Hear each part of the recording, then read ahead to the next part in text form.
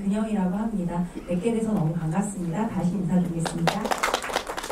네, 선생님들 사실 저희가 사전 회의를 좀 했었어요. 이 세션에 과연 누가 얼만큼 올 것인가. 이걸 기대하진 않았는데 자리를 꽉 채워주시고 또 지금 사실 세 번째 발표잖아요. 가장 지루하신 때거든요. 근데 아무도 지루해 하시지 않는 것 같습니다. 그래서 제가 좀 힘을 갖고 진행을 해보고자 하는데요. 오늘 같이 다루고자 하는 주제는 사실 가볍지가 않습니다. 그리고 이 자리에 이제 학교 현장에서 오신 분들이 많으실 걸로 예상이 되는데 아마 이 학교폭력이란 말에 학폭이란 말만 들어도 몸서리쳐지시는 분들 꽤 많으실 거예요. 그만큼 학교 현장을 참으로 고통스럽게 하는 교사뿐만 아니라 가피 학생뿐만 아니라 교사들, 학교 전체 문화를 참으로 힘들게 하는 주제 중에 하나입니다. 연구하기는 어땠을까요? 쉽지 않았습니다. 근데 그 쉽지 않은 것의 가장 큰 부분은 무엇일까? 이게 문제라고 다들 얘기하는데 어떻게 접근해야 할 것인가는 기본적인 연구 문제겠죠. 그런데 그 부분에 있어서 어떤 관점으로 접근해야 하는가가 가장 어려웠습니다.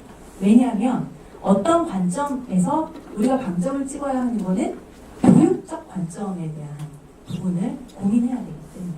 왜? 우리는 교육 현장에서 학생들을 교육시키고 성장시키는 그 역할에 사명을 가진 사람들이기 때문이잖아요. 근데 그러한 사명과 이 학교폭력을 어떻게 함께 가져가야 할 것인가가 저희 이 연구의 가장 큰 핵심 주제였고 고민이었고 사실 이 보고서 전체에 관통하는 가장 많이 담고 싶었던 내용이었습니다. 그래서 제목도 보시는 것처럼 교육적 대응 방향 및 실천 과제.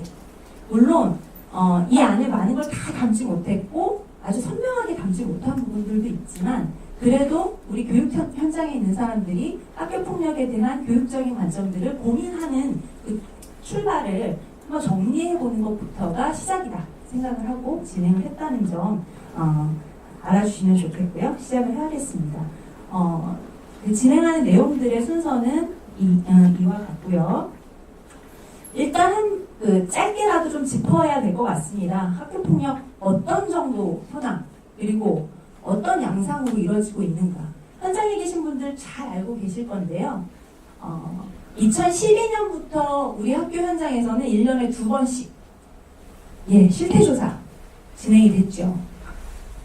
굉장히 거국적인 조사입니다. 전수조사의 형태예요. 초등학교 4학년부터 고3까지. 그런 조사를 1년에 2번씩 계속 해온다는 건 사실 쉬운 일이 아니거든요. 그 자료들을 봤을 때 그런 자료들을 봤을 때 2012년 이후 학교폭력 이 피해율이거든요. 피해율, 발생률은 뚝뚝 떨어졌습니다. 그래서 보시는 것처럼 15년부터는 1% 미만으로 떨어졌어요. 그리고 16년, 17년까지 가다가 18년 1차 작년에 작년 1학기 때 발표된 결과를 보면 이전에 계속 떨어지다가 조금 더 올라가는 양상으로 지금 나타났습니다. 다음번 조사 때는 어떻게 될지 2018년 2차 조사부터는 사실은 전수조사를 안 하고 표본조사로 교체가 됐긴 했습니다. 그래서 그 추이들을 더 살펴봐야 하는데 이 실태조사상으로만 보면 급격히 감소했어. 많이 해결됐어. 근데 조금 다시 늘어나는 경향이라서 좀 주시해 봐야 될 것 같아요. 이 정도 문제의식이라고 볼 것 같습니다. 그런데 양상을 좀 보겠습니다. 보통 어떤 폭력 실태의 양상을 얘기할 때는 주로 이제 레파토리가 유형이 어떠냐, 구성이 어떠냐, 발생률을 얘기한다면 그 다음에 유형이 나오는데요. 학교폭력 유형은 법에 다 근거가 되어 있습니다. 학폭예방법 안에. 그래서 상식적으로도 경험적으로도 아시는 것들 중에 보시면 언어폭력 가장 높습니다. 그거는 어느 해든지 가장 높게 나타납니다. 그 다음이 신체폭행이 아닙니다. 집단 따돌림이고 그리고 스토킹 그리고 2017년에 비해 2018년에는 신체폭행보다도 사이버 괴롭힘이 그 비중이 더 커졌습니다. 제가 이걸 말씀드리고 싶은 이유는 예전에 전통적으로 생각했던 물리적 폭력들, 직접적인 폭력들보다도 이제는 간접적인 관계적 폭력들이 더 그 비중들이 늘어나고 있다. 관계적 폭력들은 가장 대표적인 게 이제 집단 따돌림 등을 얘기하는 거겠죠. 학교 폭력은 다 부정적인 영향을 미칩니다. 학생들에게, 피가해 학생 모두에게. 그런데 점차 교묘해지고 늘어나는 관계적 폭력은 보시는 것처럼 사실 드러나지가 잘 않아요. 은폐되기 쉽고 은폐됨으로 인해서 피해자로서의 인정도 못 받고 그렇기 때문에 더 많이 정서적으로 또 관계적으로 네트워크도 깨지고 불안과 우울, 심각한 경우에는 자살에까지 이를 수 있는 그런 부정적인 영향력들이 나타납니다. 근데 지금의 양상은 이러한 폭력의 유형들이 더 증가하고 있다. 현장에서도 생각하실 텐데 잘 드러나지 않는다는 것도 그 아이가 그렇게 오랫동안 힘들어 했었는지 몰랐던 경우도 상당히 많다. 그 부분들을 말씀드립니다. 자, 그러면 이러한 학교폭력에 대한 부분들이 사실 2004년에 학교폭력 예방 및 대책에 관한 법률, 보통 학폭법 이렇게 얘기합니다. 마련돼서 벌써 2019년이잖아요. 꽤 오랜 기간 동안 법적 대응도 했고 교육부만의 문제가 아니거든요. 그래서 범정부가 다 모여가지고 5개년 계획들 2005년부터 시작해서 벌써 5개년 계획을 3번째 하는 2019년이 마지막 3차 학폭 예방 및 대책 관련 기본 계획을 실행하는 마지막 해입니다. 그렇게 오랫동안 진행해 왔는데 그러한 대응 방법들, 대처들이 어떤 평가를 지금 받고 있는가에 대한 부분들에 약간 반성적인 고찰이 좀 필요합니다. 한마디로 얘기 드리면 학교가 사법기관화되고 있다라는 목소리들이 나옵니다. 왜 그러냐면 2004년에 학폭법이 만들어졌을 때는 이걸 어떻게 교육적으로 해결할 것인가에 대한 고민들이 지금보다 더 많이 들어있었습니다. 그런데 여러분들도 기억하실 거예요. 기사에서, 언론에서 오랫동안 학폭에 시달린 친구가 너무 안타깝게도 스스로 목숨을 끊는 이런 사건들이 보도될 때마다 법이 개정되면서 방향은 어떻게 됐을까요?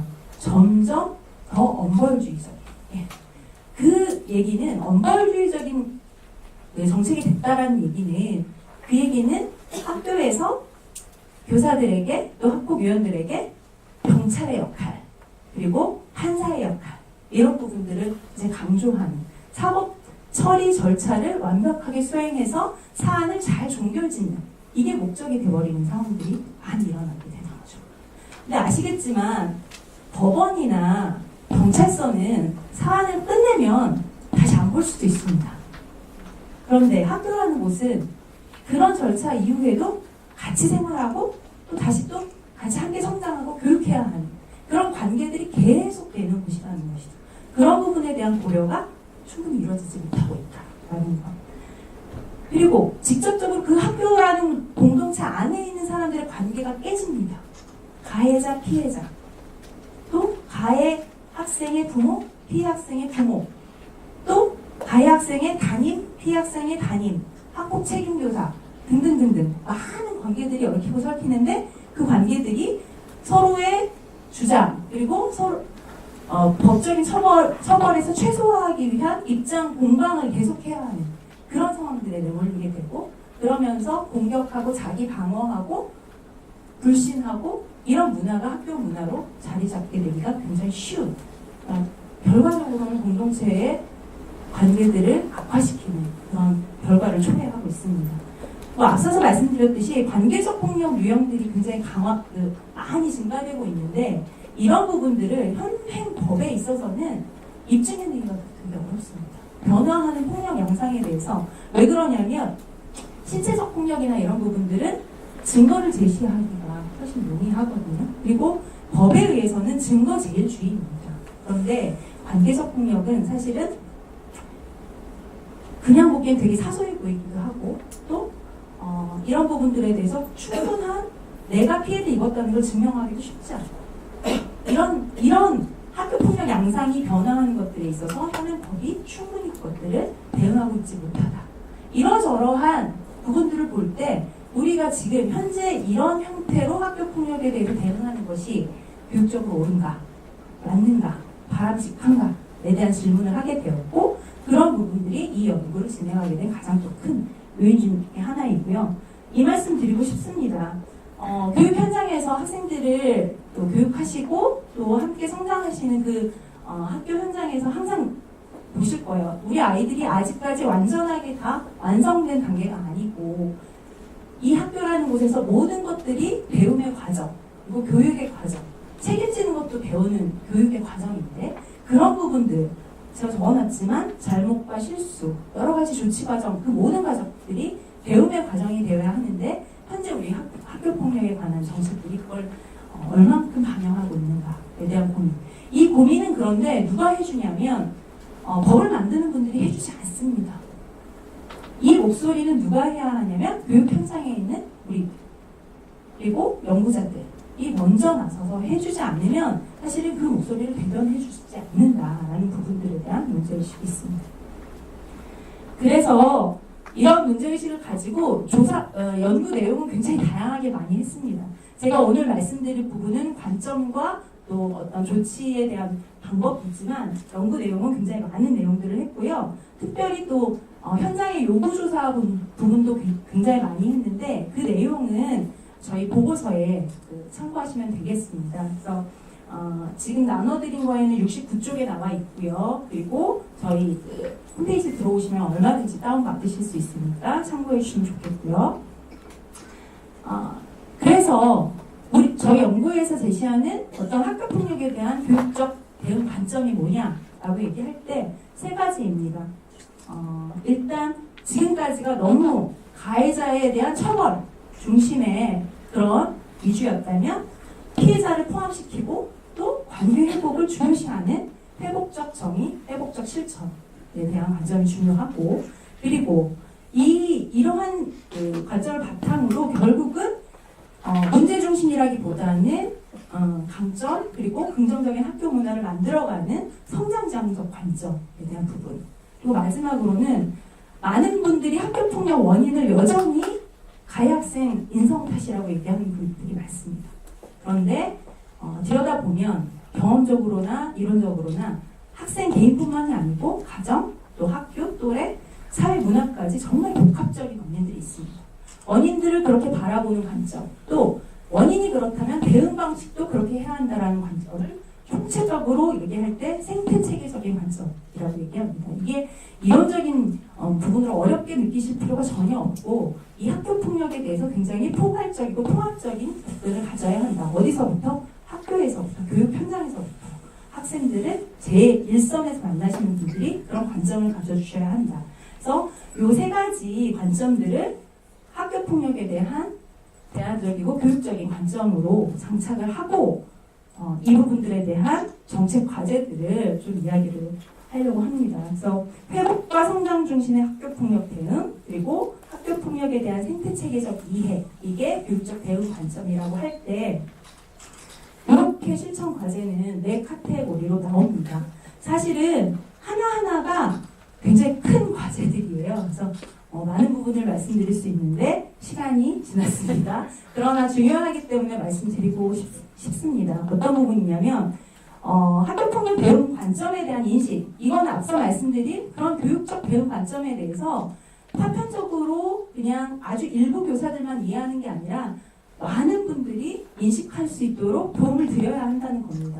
사실 여기 학폭 책임교사 계실지 모르겠는데 깊이 업무 1, 2순위를 왔다 갔다 하거든요. 그만큼 너무나 많은 부담을 가지셔야 하는 일이기 때문에 그렇습니다. 근데 그분들에게 보상이 있는 것도 아니에요.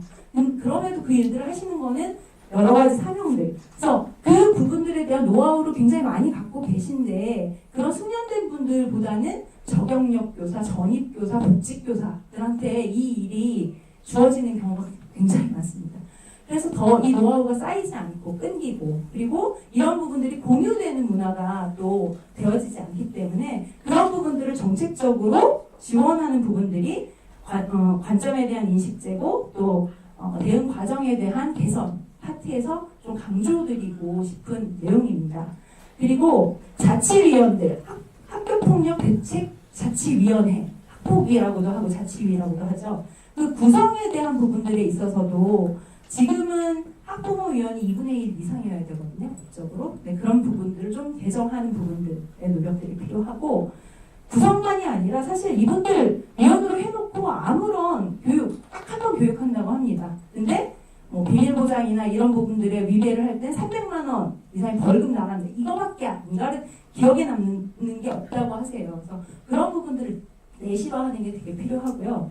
지금 혹시 정책숙려제 결과 작년 연말에 진행된 거 다 숙지하셨는지 모르겠는데요. 그 부분이 저희 세 번째 카테고리인 학폭 예방법과 교육부 훈련 관련된 저희가 좀 먼저 제안을 하긴 했습니다. 그런데 정책숙려제에서도 두 가지, 학교 자체 해결제, 그거를 저는 자체 종결권이라고 얘기를 했고, 그리고 생기부, 학교생활 기록부에 기재하는 것들에 대한 부분, 그 두 가지가 주요 안건이었는데 다행히 저희가 얘기한 거하고 별로 결이 다르지 않은 결과들이 좀 나오긴 했습니다. 말씀드리면 자체 종결권, 현재 법상으로는 학폭이 가면 무조건 조치가 나와야 돼요. 근데 그 9가지 조치 중에 뭐라도 나와야 되는데 사실은 개정되기 이전에는 학교에서 자체적으로 그런 부분들을 해결할 수 있는 조항이 아예 있었습니다. 근데 그게 없어지고 그래서 저희는 복귀라고 얘기를 했고 이번에 교육부가 권고안 안에 있어서도 학교 자체 해결제를 도입하는 부분들에 대해서 이제 적극적으로 얘기를 했기 때문에 이 부분의 논의는 좀 활성화가 될 것 같습니다. 그리고 생기부권은 생기부 기재권도 사실은 법에는 전혀 들어와 있지 않은 내용입니다. 그냥 교육부 훈령에 들어가 있는 내용이거든요. 그래서 저희는 그 9가지 조치가 가능한데 그 부분들에 대해서 기재 조치에 대해서 저희는 사실은 이거는 기재하지 말자는 부분을 연구에서는 제안을 했지만 이번에 그 교육부에서 나온 부분은 1호에서 3호 조치에 대해서는 한 번에 한해서는 유보할 수 있다. 이렇게 나왔더라고요. 많이 이게 숙려제 때문에 찬반이 오간 안건이어서 그렇게 이야기가 됐지만 첫 팔을 빼는 부분에 있어서는 필요한 조치라고 생각을 합니다. 그래서 그런 부분들, 이 모든 것들이 회복과 성장 그리고 생태체계적인 관점을 가졌을 때 이러한 어떤 법령의 개정이나 그리고 대응 절차의 개선이나 이런 부분들이 가능하다라고 보여지거든요. 그래서 그런 부분들에 대한 정책적인 제언을 했고 최종적으로는 이게 한 개인의 노력 그리고 한 학교의 노력이 아니라 앞서 말씀드린 것처럼 여러 문화와 그리고 공동체가 함께라는 부분들 그거를 생태체계적인 관점이라고 얘기를 했는데 이러기 위해서는 학교의 공동체 회복위원회 그리고 학교 또 교육지원청, 교육청의 노력들이 함께가는 부분들. 그래서 학교폭력 갈등 조정 자문단 이런 활동들이 계속 되어지고 있는데요. 이런 부분들을 좀 활성화해서 개별 학교의 부담을 좀 줄여주는 그런 노력들이 계속 되어져야 할 것 같습니다. 예, 네, 제 발표는 여기서 마무리하도록 하겠습니다. 감사합니다.